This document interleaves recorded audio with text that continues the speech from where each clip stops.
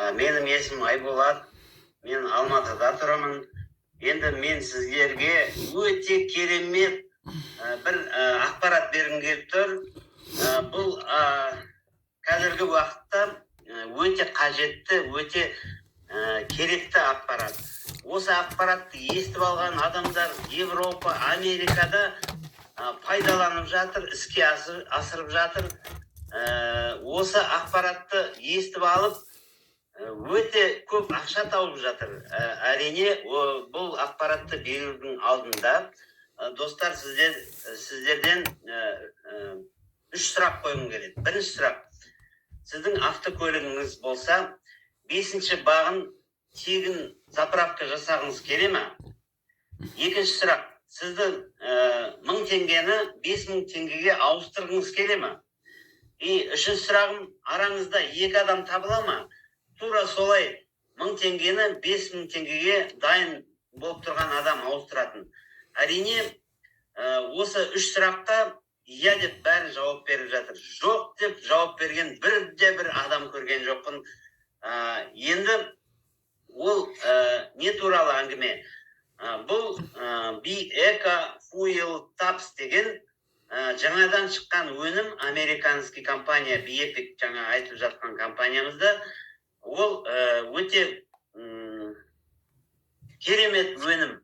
Ол жанармайды үнемдеу үшін шығарылған өнім. Ал енді ол неден шыққан? Неге осындай өнім компанияда шығып жатыр? Бұл идея қайдан келді? Мысалы, двигатель внутреннего сгорания дейміз да, мотор деп айтайық. Мотордың ішінде жанармай 25% жанбай далаға кетеді. 25%. Вот ойлап көріңізші. 100 литр бағыңыз болса, 25 литріңіз жанбай кетеді далаға.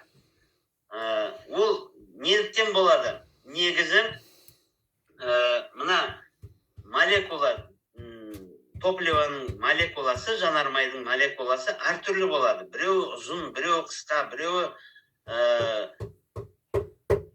кішкентай болады, әртүрлі. Сонда олар бәрі бірдей жанбайды. Салыстырып көрсеңіз, мысалы, сіз отын жаққан кезде үлкен ағаштарды жағып көріңізші. Олар не істейді? Олар түтіндеп жанбай қояды, ол жанып біткеннен кейін көмір болады артынан. Ал енді сол ағаштарды сіз ұшақтап жіберсеңіз, ол мүлдем бәрі лапылдап жанып кетеді. Солай ғой.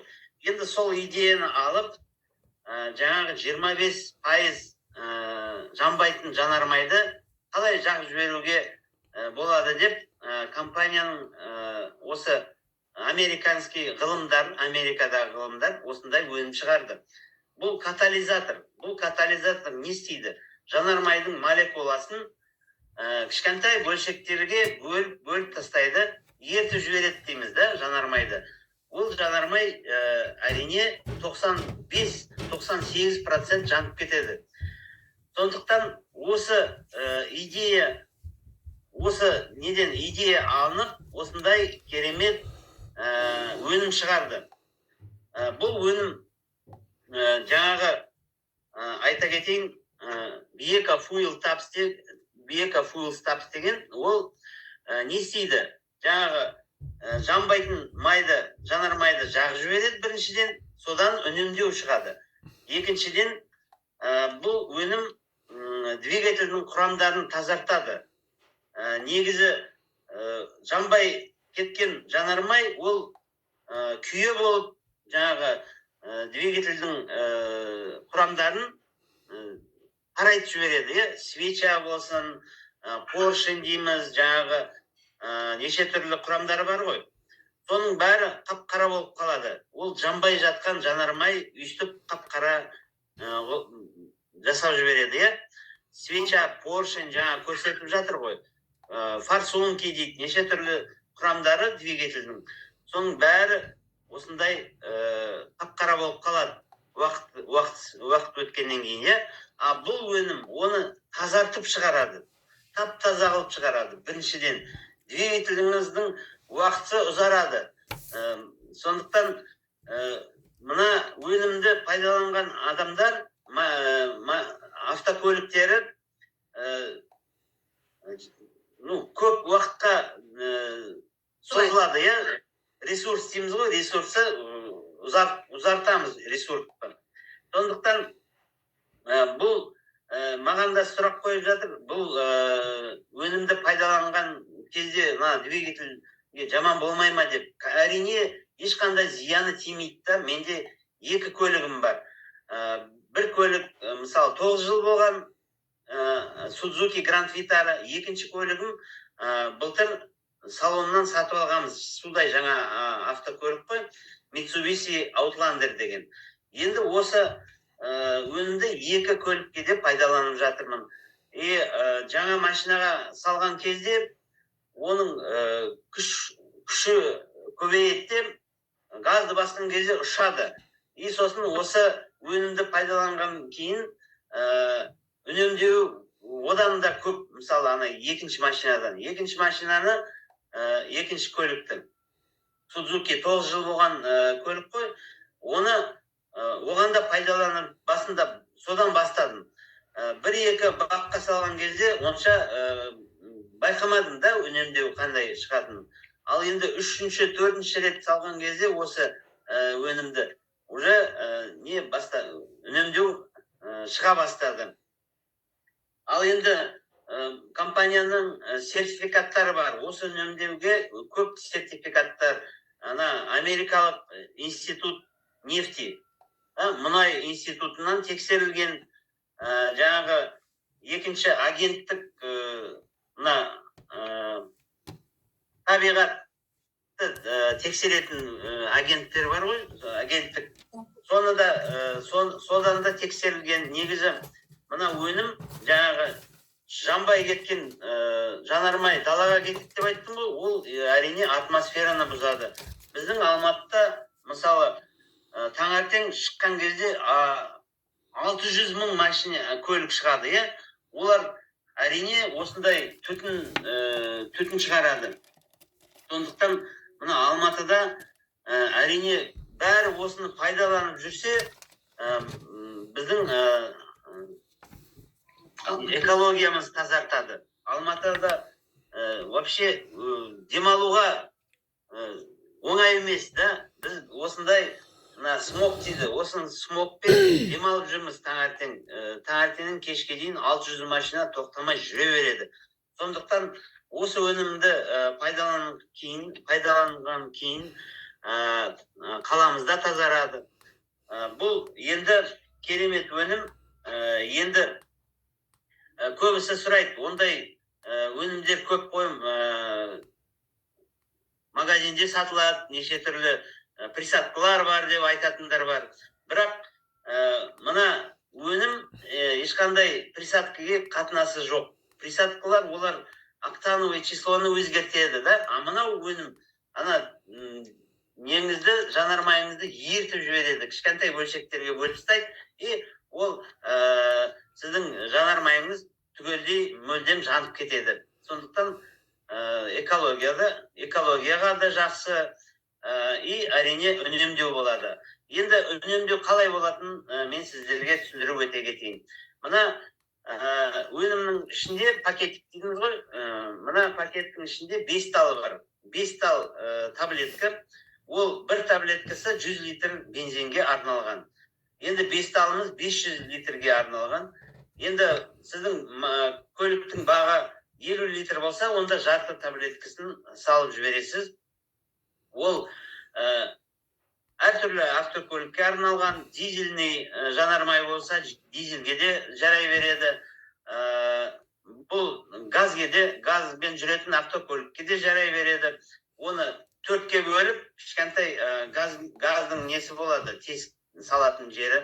Сол жерге салып, под давлением ол ішіне кіріп кетеді, бақтың ішіне. Сондықтан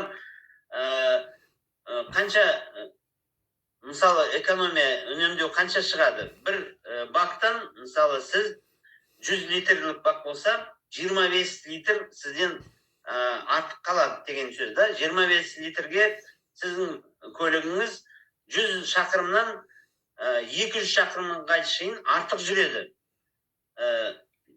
Сонда бір бақтан сізде примерно 1,5 теңге экономия болады, үнемдеу. Ал енді екінші мына өнімге бәрібір қандай дизель ма, 95-ші бензин ба, 92-ші бензин ба, оның бәрін егеріп жібереді. Сондықтан мына өнімді пайдаланып 95-тен 92-ге көшуге болады. Ол көшкен кезде айырмашылығын көресіз. Мысалы 95-ші бензин ол 215 теңге тұрады бізде Қазақстанда. Ал 92-ші бензин ол қазір 180 теңге тұрады. Сонда айырмашылығы 35 теңге литріне. Енді 100 литрге санап көріңіз. 3,5 теңге айырмашылығы бар.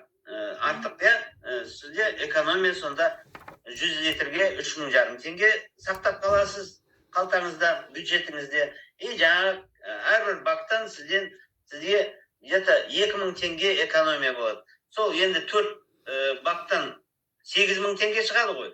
Сол 8,000 теңгеге сіз 5-ші бакты тегін заправка жасайсыз. Осы қалай үнемдеу шығатынын мен сізге айтып түсіндіріп бердім.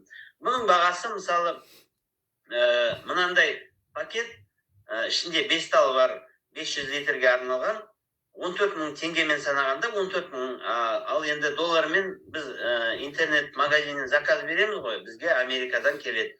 Оның бағасы $29. Сонда бір таблеткасының бағасы қанша болатын өзіңіз есептеп көріңіз. 2,800 теңге болып шығады, 14,000 теңгені бөлсеңіз 5-ке 2,800 теңге. Ал енді компанияда тағы да басқа пакеттер бар. $50 алсаңыз, мысалы, ол сізге мынандай 3 пакет келеді. $100 алсаңыз, $110 алсаңыз, мынандай 8 пакет келеді. Соның ішінде сонда 40 тал болады. Сонда 40 талдың бағасы, бір таблетканың бағасы сонда 1400 теңгеге түседі. Оптым алсаңыз, арзандау болып келеді. Сонда санаңыз, мынандай пакет алған кезде 2,800 теңгеден келеді бір талы. Ал $110 алған кезде сізге бұдан 1400 теңгеге түседі бір талы. Ал енді үнемдеуді өзіңіз байқап тұрсыз, үнемдеу енді мына жерде